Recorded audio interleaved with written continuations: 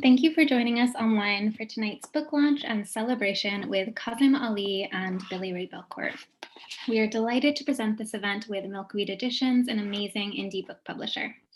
My name is Lily Philpott. I'm the Programs Manager at AAWW, and it is my pleasure to welcome you to our virtual event space.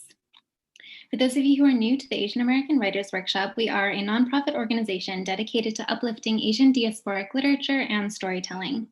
At a time when these communities are specifically vulnerable, we continue to offer a space in which we can imagine a more just future. Please let us know in the chat where you're watching from. I'm speaking to you all from Brooklyn, New York, which is on traditional and unceded Canarsie and Munsee Lenape land. You can visit aaww.org. You can follow us on Twitter, Instagram, and YouTube, where the recording of this event, this conversation will be posted.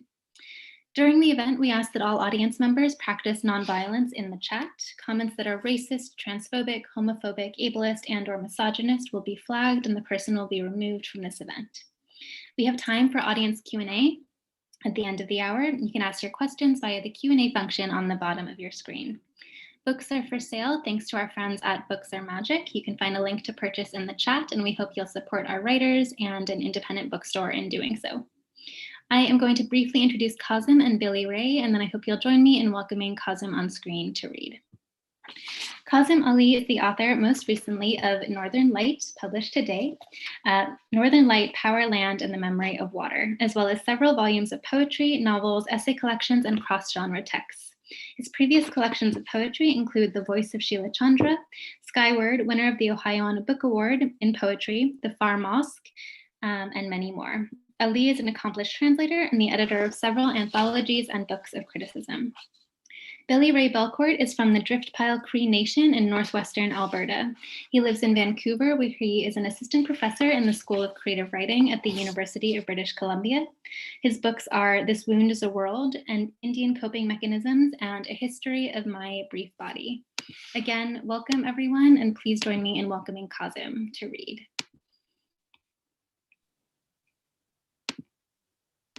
Hello, everybody. It's so wonderful to be here with you virtually, and especially wonderful to be doing this event at the Asian American Writers Workshop, which has been a part of my life as a writer for as long as I've been a writer. I have depended on the Asian American Writers Workshop, and to be here with Billy Ray Belcourt is also a special pleasure. So this book, Northern Light, Power, Land, and the Memory of Water, tells the story of a small little town in northern Manitoba that I once called home. It was a town called Genpeg, and my family, immigrants from South Asia, ended up there because my father, who was an electrical engineer, worked for Manitoba Hydro, and we were there for him to work on a dam that was built across the Nelson River in order to provide cheap hydroelectric power to the southern part of the province, but also to northern US American cities, including Minneapolis, where Milkweed Editions is based. I went back at the invitation of the then chief of the Pimicikamak First Nation, upon whose land the dam was built.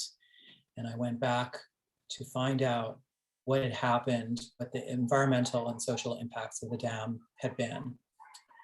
So the chapter that I'm going to read to you, is when Jackson Osborne, one of the elders of Cross Lake, which is the town where at the heart of the Pimicikamak First Nation, he took me out to look at the shores of the lake and to show me the shore erosion. Any lake has shore erosion, of course, natural, but the exacerbated erosion from the extreme levels of water level fluctuation due to the dam. So this is that story. And Jackson Osborne is the man whose hand you see on the cover of this book. Jackson started recording the impacts of shore erosion back in the 80s. The dam was opened in 1978. And so by the early 80s, people knew that more destruction was happening than had been anticipated and planned for. So he has photographs in all seasons, at all times of the year, throughout the years. and he would take me out, and he's holding up a photograph against the actual existing shore. So this is the story that I'm going to tell you. We drive out, Jackson and I, to see the places the water has flooded the lands, where the shore has eroded away. On our drive, I'm captivated anew by the quality of the northern light. It always looks like it's been raining. The yellow, white, golden color of the dry grasses, the muted green of fir trees, and the wet black of their trunks, with pale, dirty white paper birches interspersed. The blue smoke of the clouds, and then luminous and dark gray, the heavy, soft sky billows pulsing with incipient light above. The lake, broken branches rising here and there above the water, seems resentful, treacherous, resigned. By the side of the road, there is an overturned car, which, judging by its condition, has been lying there for some time. I see more prefab houses and a swing set in the small backyard of a scrubby lawn. This could have been ours in Genpeg. I'm reminded so much of that town, so close to here. At Jackson's direction, the driver pulls over and we clamber out of the car. Okay, now close your eyes, Jackson instructs, and guides me across the road to its shoulder facing the lake. Now open your eyes. Jackson is holding a photograph in front of my face. I can see the actual lake to the left and to the right, and he's holding the picture so I can see a continuous shoreline and a small sandy beach with a promontory with 3 large boulders. This picture is from 10 years ago, he says. Now look, and his arm drops away so I can see the shore. The whole beach is gone, I exclaim, and those rocks too. They're all underwater, Jackson says, pointing in the direction where the rocks lie submerged. We continue down the road in the same direction and come to a house on the lake. Jackson shows me a photograph of the house from some 15 years ago. The backyard abuts a small bluff with a sandy beach below. When I look up from his photograph, I see that half the yard has been eroded away into muck and weeds by the rising and the falling of the lake. While the flooding, so I talked earlier about an entire First Nation that was flooded out by irregular water level rising due to all the damming of the northern rivers. Its name is Lake St. Martin, and it was flooded because the irregular spring flood was redirected from urban developed areas onto First Nation land in order to protect the Canadian cities. While the flood, you can look this story up. While the flooding at Lake St. Martin was the result of the province diverting water during a larger than expected seasonal overflow, flooding in Indigenous communities because of dams is all too common. British Columbia's W.A.C. Bennett Dam, constructed in 1968, flooded out 5 First Nations communities, which were all forced to relocate. Although BC Hydro settled multi-million-dollar suits with the communities, this was largely seen as a compromise in order to gain support for a new proposed dam on the same river. That project is ongoing. Jackson takes me to other places along the lake, and he holds up more pictures of the same view from 20 years ago than 10 years ago to compare with today. I can see with my own eyes how the water is pulling the shore apart. The lake's water level has always pulsed, but it pulsed with natural seasonal rhythms. Now, as documented by the research conducted, more dramatic fluctuations resulting from damming have caused this widespread shore erosion. In addition, logging companies in the region are clear-cutting timber to be made into lumber and sold. Jackson says, trees are oxygen giving. They are medicine to the people, and they are our property and resource. They should not be taken away from us. At the same time, the Pimicikamak people cannot engage in their own forestry operations because the timber and access to it are controlled by federal Canadian laws. Jackson says, if the beaver doesn't need permission to cut a tree, then neither should we. I'm going to skip ahead a little bit here. Actually, I'm not going to skip ahead. I'm going to read you the next part. During the construction of the Genpeg generating station, Manitoba Premier Ed Schreier promised that water levels would not change beyond the negotiated limits.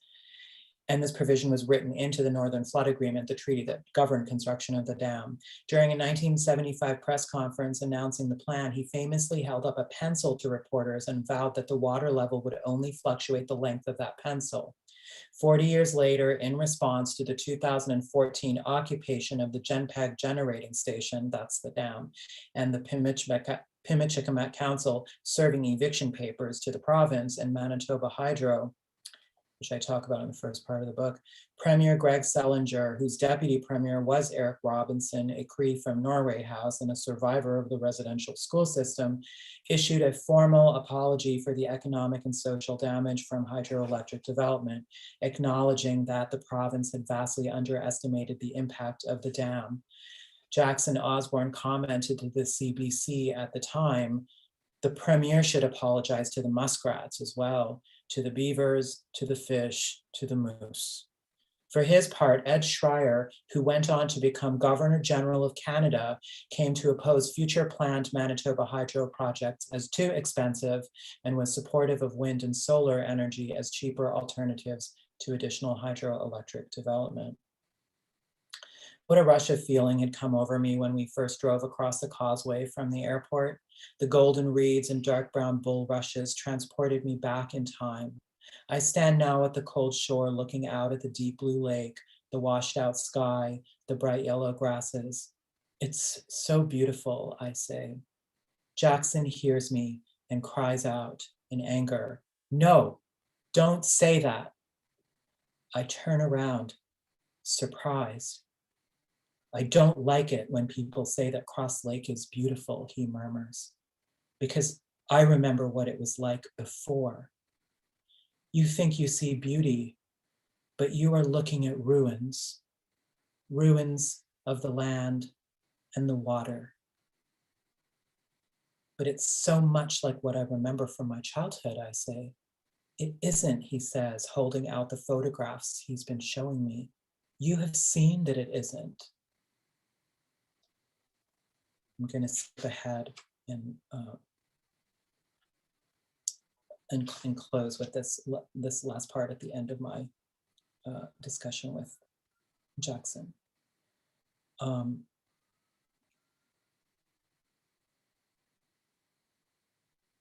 As Donald drives us back to my motel, Jackson and I begin talking. It's getting colder, 5 degrees Celsius, and darker. Tomorrow I want to travel out to see the Genpeg generating station and then drive on to the town site, which lies somewhere beyond, and as far as I know, may have been reclaimed by the forest. I'm not sure where to find the old town, so I log into an online group comprised of former hydro employees who are Genpeg residents and ask whether anyone knows exactly where it is. One of the men writes back and says that as recently as the 1990s, the streets were still there, though grown over by forest. He says something about the plumbing infrastructure I don't understand, but because of that, the outline of the streets are still visible. It's getting darker and colder outside. Jackson jokes with me. "You Americans want to chide your president because he did not win the popular vote, while we in Pimicikamat tell the Canadian politicians, you never won the popular vote." What if I go back to Genpeg and find some trace, physical or internal, of the town I've always dreamed of? What then? Does it mean I have had a home after all?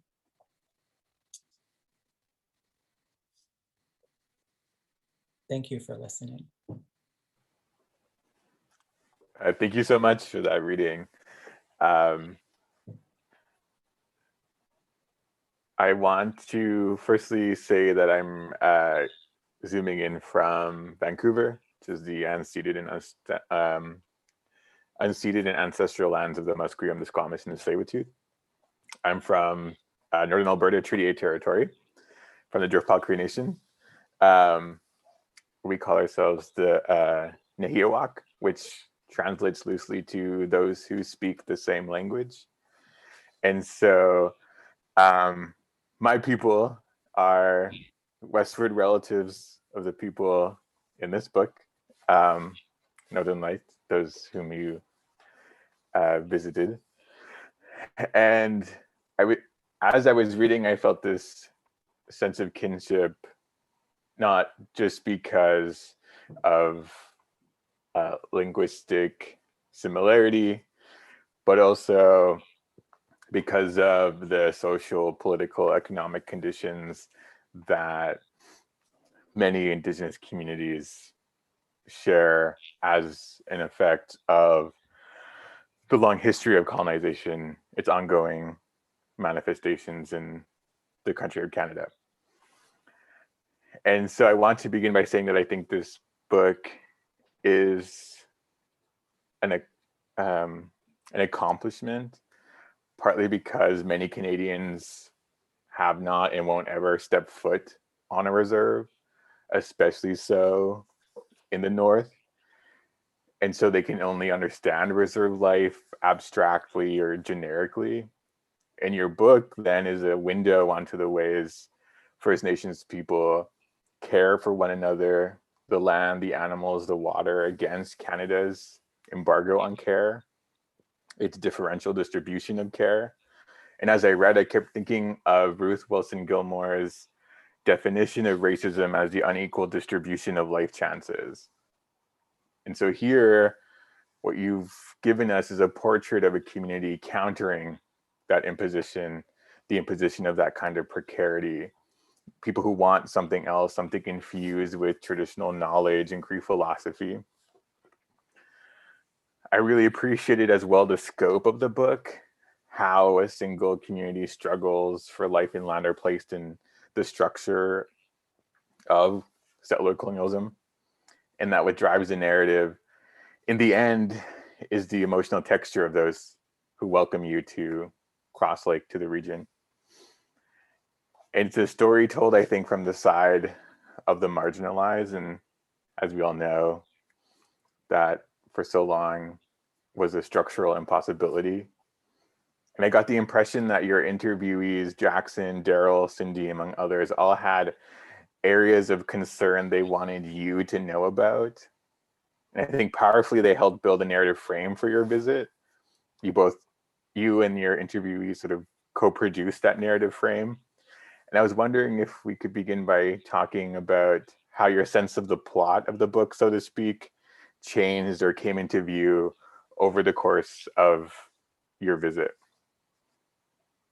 First of all, thank you so much for that comment. I mean, I think we ourselves as Canadians, as whether or not I'm a marginal Canadian or not, and as an immigrant and as a brown immigrant, I was, but we too were inside Canada, quote unquote, even when we lived up there on unceded land. And we did not, I mean, I don't remember interacting. I talk about this in the book a little bit. I was a child, very young child, but even when I contacted that Facebook group of former Hydro employees that lived up in Genpeg, and as I was writing this book, I asked, did anybody else go over to Cross Lake? Did you know any of the local Indigenous people? Community from Cross Lake also worked on the dam, but nobody had. And when I was in Cross Lake, I asked Jackson and others if anyone else from Hydro had come back since we packed up and left in 1978, and nobody had. I was the first person. So that disconnect between Canada and the First Nations reserves is like pretty solid, as you describe. Mm-hmm. The book changed. The book shifted and changed as I wrote it, and it was not what I thought it was going to be. Neither was I who I thought I was going to be. I mean, I thought I was going up there as a creative writer, as a memoirist, to try to find my home in the woods, and wanting very much to know what the impacts of the dam were on the community. And all of this came about because of the suicide epidemic among the young people in the early 2016, I think it was. And so it was the following year that I went back there. And it was the media coverage came, the crises in the community. Of course, the crises born from colonialism are long and generational, but the immediate crisis that precipitated an immediate, the Fifth Estate went up to Cross Lake. And so I came to know all these things. And long story short, the chief herself, Chief Kathy Merrick, invited me to come up. So I didn't know who I was going to be, a poet, a journalist, a scholar.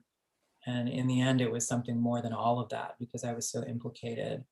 Not only because of the fact that I lived up there and my father was part of the team that was, part of the Hydro team, but they implicated me, the community, they drew me in and accepted me. And I went into their private places and spaces and participated in the sweat lodge. And, I had kind of access that even any ordinary journalist would not have even had, So it did change. And I went out to that place in the woods to try to find out if I had a home after all, that place where I grew up. And, the real story was the story in Cross Lake. The real story was the story of resistance and survivance, as Gerald Visner said, of those people. So it became a very different kind of, book. And I wasn't exactly prepared. I had to learn on the ground, then and after. I also didn't know and very much when I went up there about how Canadian treaty laws worked and how colonialism unfolded in Canada, which is very different than how it unfolded in the United States. And one of the biggest ways it's unfolded in Canada to this present day is that the vast, overwhelming majority, I don't know the number, I do quote it in the book, but the overwhelming majority of Canada's population lives, within 100 kilometers of that border. And most of those people in the Greater Toronto area. And so all of these vast stretches of land are mostly lived in by Indigenous people. And the resource extraction in the way of minerals and cheap hydroelectric power and fresh water, it is like to this day, the federal state of Canada is a classic definition of an empire. It has these like vassal states that it draws resources from and does not, what you called it, I forget the term you used, but the services that are returned are not equivalent to what is given.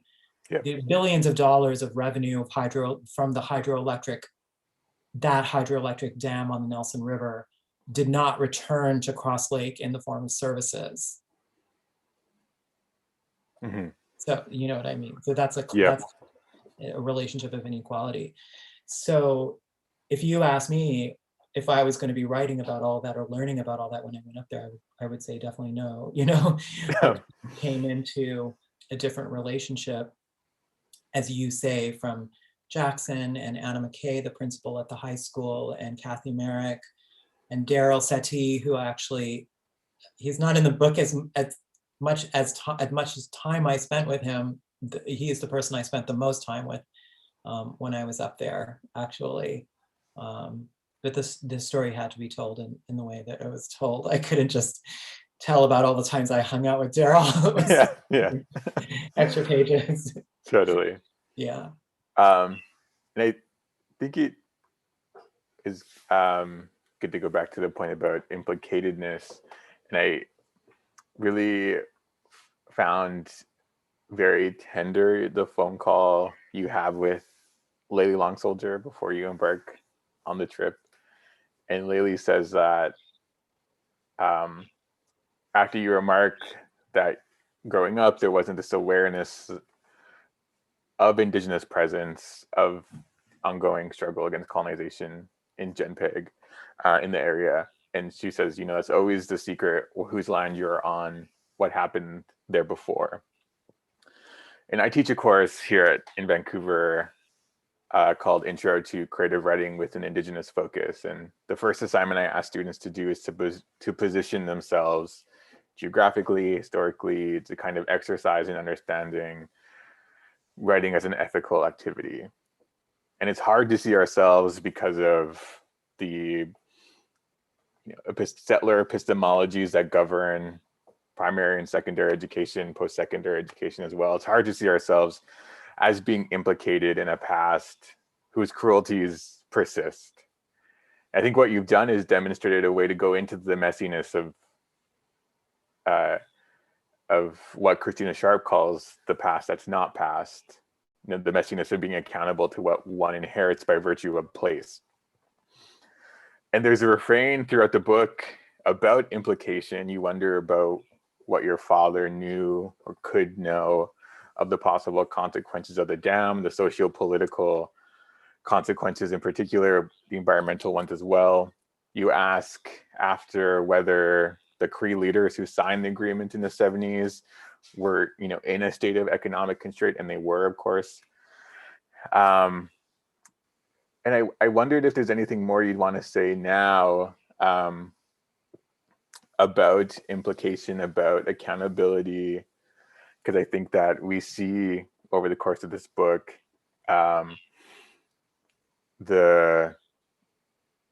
your thinking shift.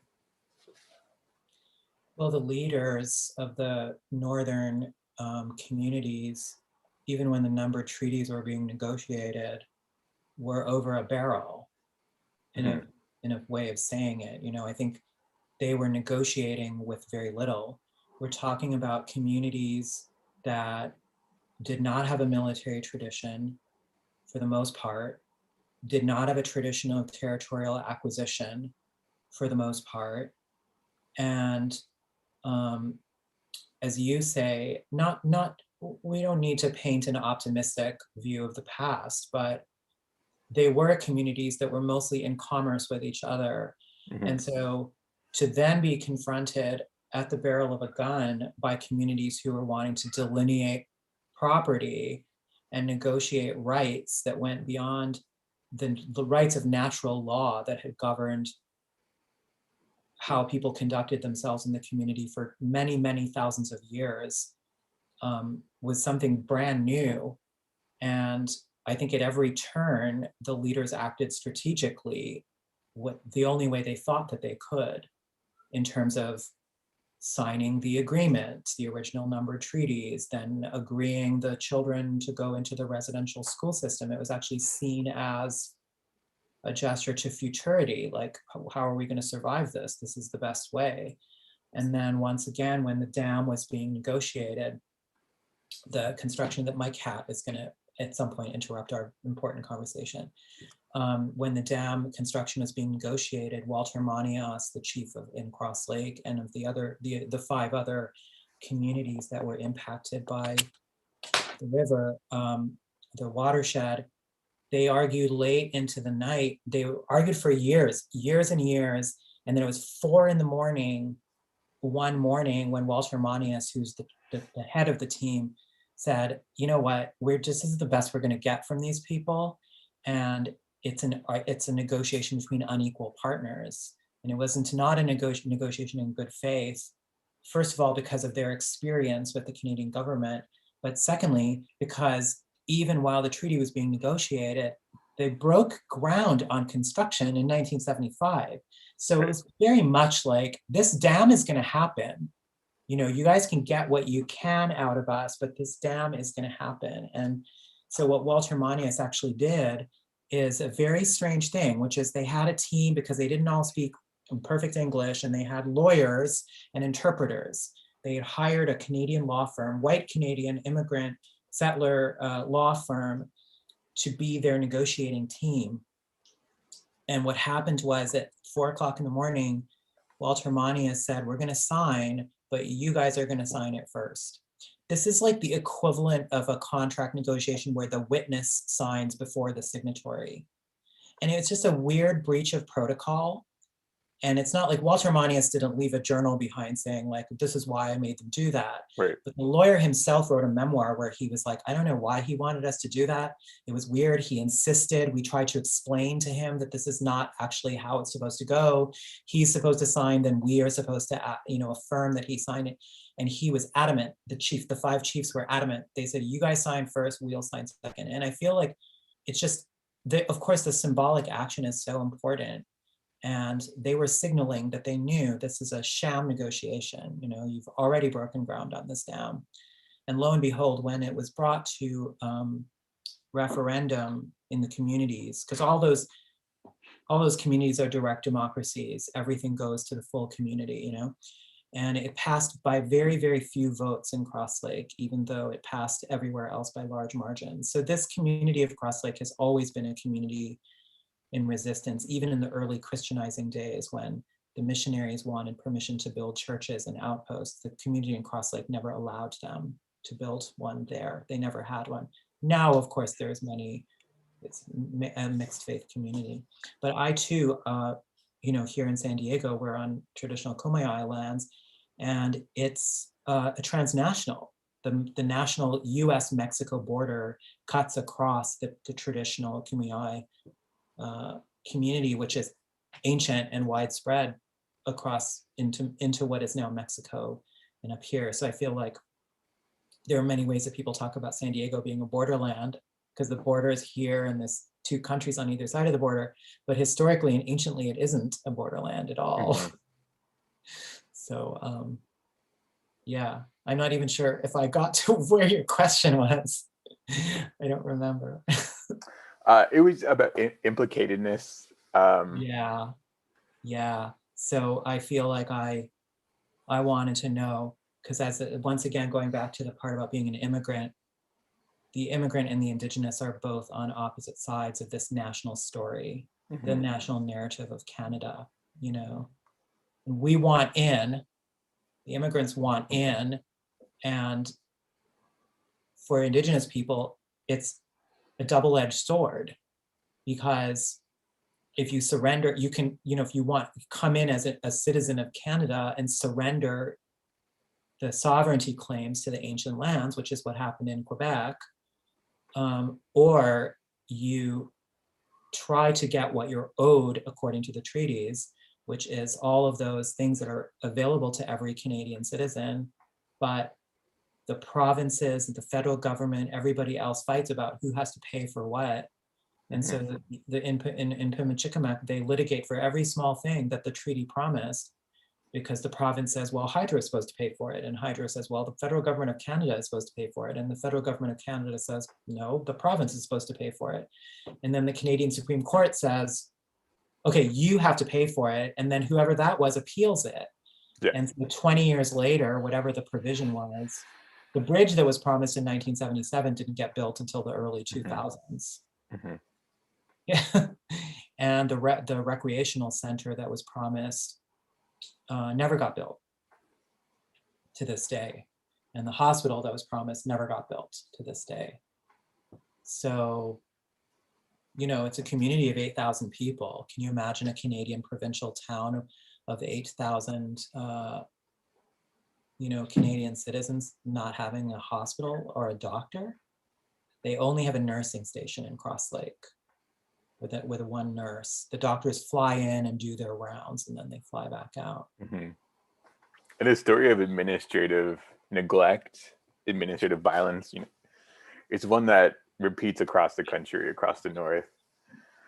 And there's this scene of competing sovereignties, competing jurisdictions, and again, Indigenous communities bear the fallout from that and aren't ever seen as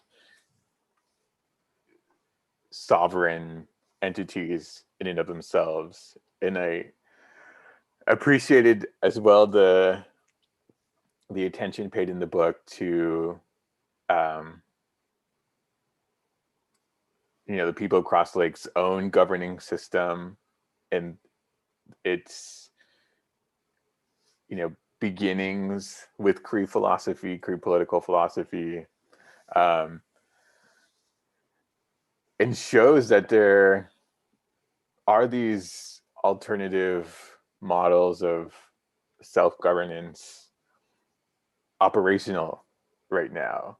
And I think that we can see, for example, you mentioned as well Canada's delay in signing on to the United Nations Declaration on the Rights of Indigenous People, and that document itself isn't radical.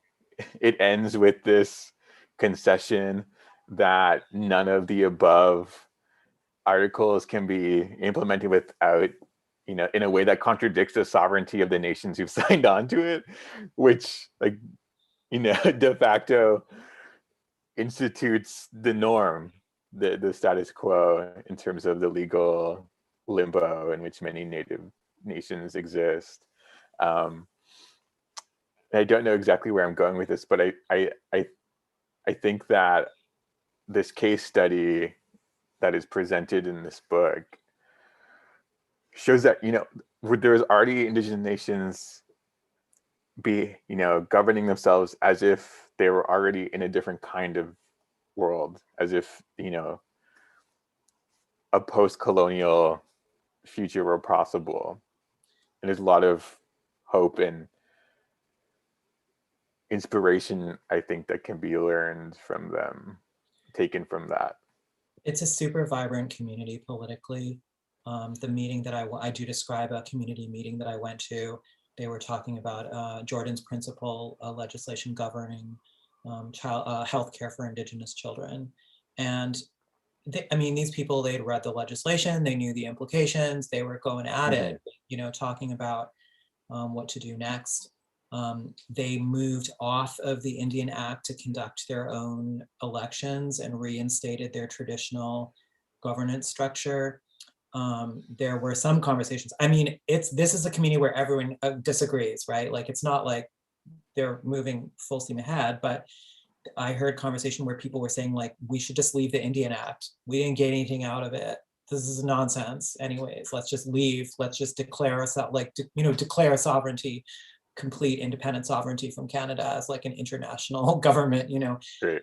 They've just had it. They played along for whatever 100 of years, this fiction that is Canada, quote unquote, and that was constructed by those numbered treaties, but that was never more than I don't know, smoke and mirrors. So I don't know that people are going to get anywhere if they do such a thing, but I think it just goes to show you that the people there are very invested in solutions, and the government changes all the time. There'll be a chief, and then there'll be a new chief, and people really turn out for these communications. It's a very, I don't want to say, it's not divided. It's not a divided community. It's a really diverse community. Yeah. There are lots of there was 10 different churches. And then there's the people who follow the traditional and, indigenous spirituality. Then the people who don't do both and don't feel like there's any contradiction. They go to a sweat lodge on Saturday night, and then Sunday morning they're in church, Yeah. So it's a really incredible place. And when the emergency happened with the young people, the community they have so much energy, and I saw very little despair. I saw a lot of very clear-eyed, assessment of the difficulties that are faced by, people like Anna McKay, the principal of the high school, or David Muswagon, who was the elder who ran the sweat lodge, but who also coaches the boys' sports teams. And hockey, it's like, don't do anything on hockey night in Cross Lake, people, they're really invested in it, and they actually see that as like a really important tool for the young people, to make it onto a hockey team somewhere, to get paid to play hockey, and it's, get a scholarship to university. And the other thing that they're doing that I think is really incredible, that I just want to talk about really briefly, is the language reclamation. Yeah. They're really working on Cree immersion in the schools. There are barely any people there are people who are teaching it in the university system, but to develop the teaching materials, they're actually developing their teaching materials while they're actually teaching it.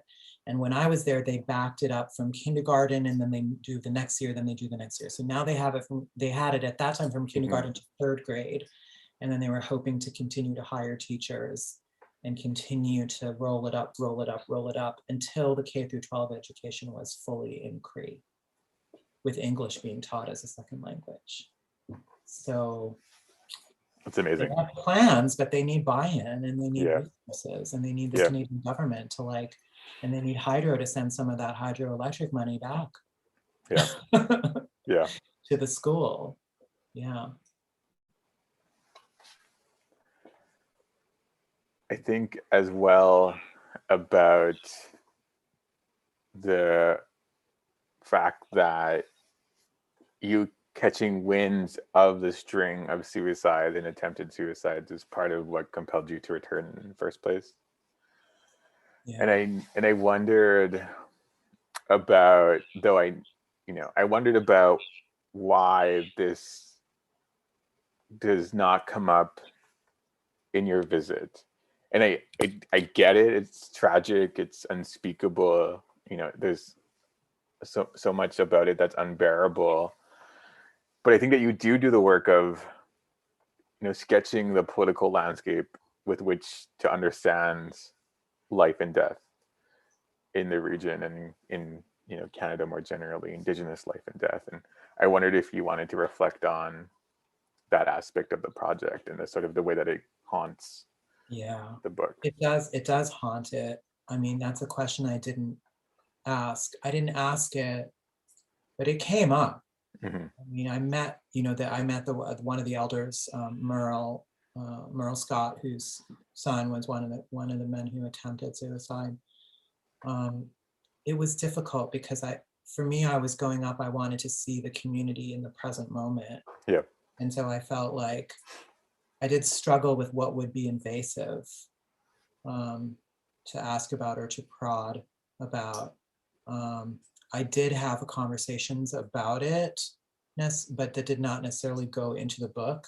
I did not meet any of the young people and I didn't ask to meet them. Mm-hmm. I think if I'd been a reporter, Gillian Finley from CBC went up in May of 2016. And so there's the Fifth Estate documentary. It's called This Is Where I Live, for people who are interested in learning more.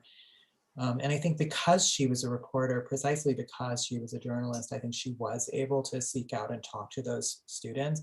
But interestingly enough, if you watch that TV documentary, her face is only seen once or twice. Right. She's mostly either off camera or she's seen from behind a few times. There's a way in which the framing of that tragedy and that crisis was very much like they made the choice to center the people of Cross Lake, which I thought was really great. And that was something that I did struggle with in writing the book, is like, I am writing the book as an outsider. And listen, all of the institutional reasons why a book has not been written by somebody from Cross Lake.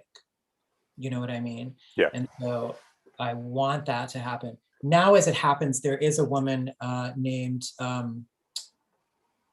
Viola Minow, Viola, and the last name is Minow, Menow. She has written a book about growing up in Cross Lake. Her father was one of the chiefs back in the day, and she's written kind of a memoir. I think I haven't been able to find out. I think it was privately printed. I'm not sure. I haven't been able to track the book down yet. I just know it exists. Right. So there's that. But the voices of the young people of Cross Lake should be heard. So one of the things the CBC did is they gave kids smartphones to record video diaries that were then published on their website. And that did give me the idea of wanting to try some of the First Nations teachers that First Nations studies teachers that I met when I was there, were teaching at the school, were doing oral history. The students were writing stories about growing up in Cross Lake. And they're also responsible to interview the elders in their family and kind of write about what that experience was like. And so what I hope to do is find some teachers to work with who might be interested in trying to create an anthology of sorts of those voices, and have those be available online or get them published somewhere. Mine shouldn't be the last book by any stretch, and it shouldn't be the definitive book about this community. Mm-hmm. At some point, there is going to be a person from that community who's going to write the story of that community and the story of that dam. I feel like my book maybe is an initial gesture. Totally. And I think importantly, you were given a kind of permission by the community to do this work to write this book, and that everything everything hinges on that in terms of the ethical nature of the project. And so it was wonderful to see that. And I wondered too, before we go into the Q&A, if anyone from the area has had the chance to read the book yet, or if you've gotten any responses. Yeah, I sent it out to a bunch of the community members. Kathy Merrick got a copy of the book. I did send it to the chief, the new chief, and Anna McKay has it, and Maria Miswagon, who I don't know if you remember, she is one of the young women that I meet towards the end of the book, who's in the teacher training program. Right. So yeah, so she's seen it, and then most of the conversations I had have been with Jackson Osborne. So we've stayed in touch. I stayed in touch with all of those people who I just mentioned, but Jackson and I have stayed in touch the most, talking several times over the last year, like 3 or 4 times over the last year, every once in a while, just by phone. And we sent him an early copy of the book to kind of review on behalf of the community, sort of. And so he's the one who actually, we didn't send it to the chief. Jackson shared it with him. And so we had conversations about it, and he offered me some, there are different things that he said, well, you should, this is not how I would put it, or, that kind of thing. Some corrections too, because I was like up there writing everything down in my book, right? So, well, I think it was this way or that way, So, yes, I think that my relationship with this community is only beginning. Yeah. Yeah. Wonderful.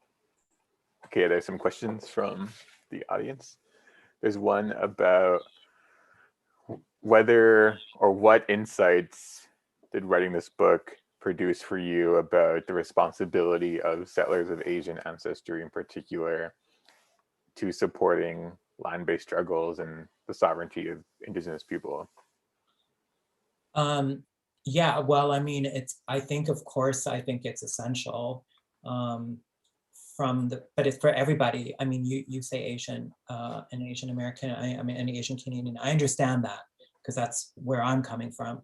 But I think every person, every Canadian person, and every American person should be involved in these kinds of land-based justice struggles. I mean, if you want to talk about the energy pipelines, the reason they're going on through Indigenous land is because the wealthy, American or Canadian communities, maybe mostly white, maybe not, I don't know, but they don't want it on their land, so it's got to go somewhere else. Instead, we should be questioning the energy system itself, of fossil fuels dependence itself. When you have the former Governor General of Canada and Premier of Manitoba, when this dam was being built, coming out against future Manitoba hydro development, he's not coming against, Ed Schreier did not come out against it based on moral or ethical standpoint. He came out against it based on the fact that he felt that it was be inefficient and more expensive. That wind, I mean, that's the reason. Right. But even he is saying that wind and solar is the wave of the future, that we shouldn't be doing hydroelectricity anymore, let alone fossil fuel energy. So what I mean to say is, yes, you can have an ethical standpoint, 100%, of course. But from a practical standpoint too, from a standpoint of sustainability, from a standpoint of real clean energy, Canada's clean water is going to be critical over the next 100 years for every human alive on the planet. And so these dams that compromise that, it's a lot to think about, but I do think it is essential. Here down in California, we now have the California Forestry Services talking to Indigenous communities about traditional methods of forest management during dry seasons. So this continent is Indigenous land for many, many tens of thousands of years, longer than there's been an American and Canadian presence here. This is one of the other things that Layli Long Soldier pointed out to me in our conversation, that we're still, even though it's as bad as it is and as messed up as it is, what, in Layli's words, we're still at the chronological beginning of the trauma, and Yeah. there's still time to work against the disconnect. Mm-hmm. So, yeah. And on the note of dams too, I just saw a report the other week about the Site C Dam in northern British Columbia, that it's something like going to be one of the most environmentally destructive energy projects if it is to go forward. And again, opposed by various Indigenous nations. Questions of jurisdiction, again, we see this again and again, the question of whether quote unquote Aboriginal title exists, whether these claims can be made against projects of this magnitude. So a lot, again, as you say, a lot hinges on what's happening now and in the near future in terms of the livability of Earth. And the answer, I think, lies with communities like Cross Lake and those in northern BC. And it's, I think, all of our job to amplify those voices. Yes. Okay, and some other questions from the Q&A. There's a question about how you mentioned earlier in our conversation today that at first you thought you'd be writing a memoir about a house in the woods, and then it shifted. And so this person's wondering if you feel like your work is in conversation with environmental writing, or how is it the genre? The book is a search for home. It's a search for what does it mean to belong. What does it mean to belong to a place, I guess, to have a home at all. My family, migrants, any type of migrant, we've come from 1,000 miles away, across an ocean, across another ocean, across a continent. And just picture it. I mean, I'm asking you to picture, it's 1976, okay? Disco is like at its height. Listening to, Neil Sedaka is on the radio, and this family, he is 30 years old. She is 25. They have 3 kids. They were both born in India. His family moved to Pakistan during partition. They got married during the Indian-Pakistan War of 1967, so they had to move to London so they could live together. We came over on the boat. We actually came over on the proverbial boat. My mom, my sisters, and I. My dad flew over. We lived in Winnipeg for, I think, 3 years maybe, and then we moved up. Can you imagine this little town of maybe 1,500 people, trailer park, a giant trailer park, 7 roads in the middle of the forest? I mean, we didn't know where the hell we are. There's a picture at the very beginning of the book. We put in my school picture. Yeah. We are literally the only Indians in any direction, my kind of Indian. Yeah. 700 kilometers. And my mom is sending me to school for my school picture in mirrored clothing, the cheek of the woman, Yeah. I mean, we were fresh off the boat. There were still bubbles effervescing in the bottle. We didn't know where we were. We didn't know what we were doing. We were, you moved from India to northern Manitoba, where it's October and there's literally 3 feet of snow on the ground. Yeah. I don't think they knew what hit them. We were strangers in a strange land, and we left. And that land went on without us for 40 some years. Everybody who lived in that little town, we packed up and we left. We went back to the South, we went back to our cities, and we had a fun story to tell people later about how we lived in this weird place. My sister is saying on the chat, you came over on the boat. I was born in Winnipeg. Only my older sister and I came over on the boat with my mom. But my point is, that vision of like that classic Canadian life, you Yep. know, the cold mountain streams, the canoe trips, you drink in a cold, what is that beer in Canada? It's not Molson, is it? Is it Molson? There is Molson, yeah. Yeah, you're in a Molson commercial, you're camping out with your buddies, right? It's like the classic, that Idyllic. myth of classic Canadian life, the true North, strong and free, it's Indigenous life. It's claimed, it's Masculinized, like yeah. culturally appropriated, what Mhm. you think of as Canada, Mhm. you know? Mhm. So I don't know if it's in the traditional of writing in the environment, but I think the tradition, a large part of the tradition of environmental writing is claiming the environment for the human. And that is not what the Indigenous view of life is, that I Totally. learned when I was there, that Mhm. the landscape belongs, first of all, it belongs to itself. And secondly, people are one part of it, that it also includes the trees and the animals and the stones, and that all those things have rights. The stones have rights, the trees have rights. I mean, Jackson's little joke about the poplar vote, you know, that holds a truth in it. The Totally. poplars have a view that is honored and listened to, not in a new agey weird way, but like in a real holistic Yeah. sense of what the actual ecosystem is. Yeah. You, we are at the hour. There are a few more questions. Perhaps we can end with the one about asking you to reflect on switching between genres and what that process is like, and when you know something is a poem or when something is nonfiction or prose. Well, I'd say the original part, I mean, this is not an answer that's going to satisfy you. It doesn't satisfy me, actually. So I'll say that at the outset.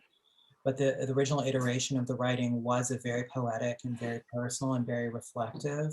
Mm-hmm. And as I wrote more and revised and researched, I realized more and more that the story had to be explained in the clearest way I could. Yeah. And I had to bring in those parts. Someone wrote recently that this book was a meld of journalism, essay, and history. And it's true, there's a lot in there that's just background of the historical, what all happened. And there is also my personal reflections of home and all of that. But it became a smaller and smaller part of the book the more I went along in it. I'll give you one example of a more lyrical part.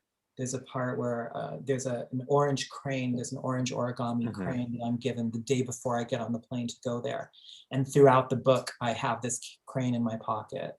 So that's this kind of poetic strand that runs through the whole book, that made it through to the end.